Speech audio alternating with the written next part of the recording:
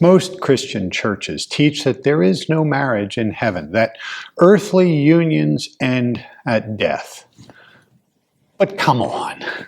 If you've ever loved deeply or known a couple whose bond was unshakable, you know that can't be the whole story.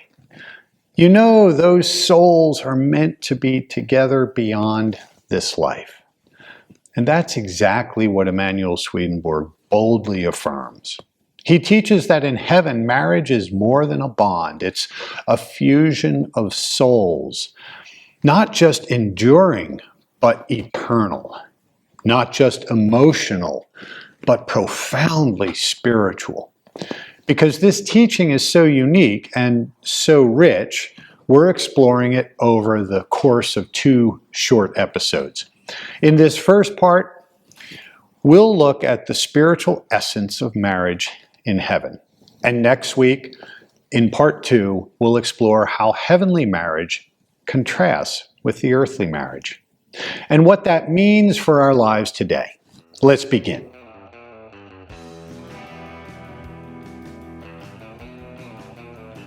Swedenborg teaches that true heavenly marriage is the union of 2 minds, intellect and volition, blending so completely that the couple is no longer seen as 2 angels, but as one.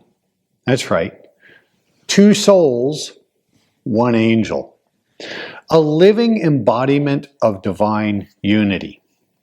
And in this divine partnership, the husband represents the intellect, the wife, the will, or the volition.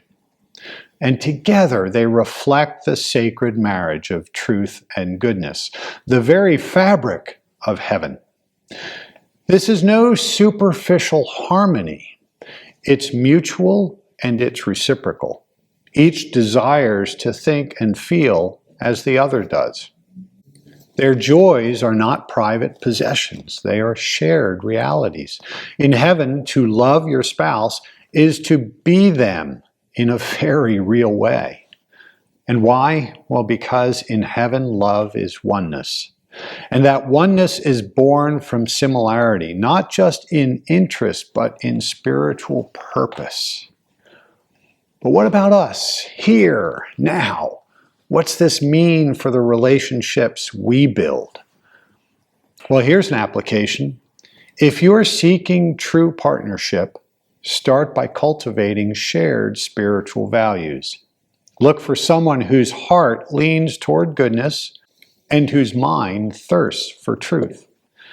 Because the more we unite our lives around love and wisdom, the more heaven flows into our relationships. And here's the beautiful twist. This marriage love isn't earned by perfection. It's born from mutual intention, from a shared desire to grow, serve, and walk in truth together. In every step towards union of good and truth, we begin to taste heaven, both within ourselves and within one another.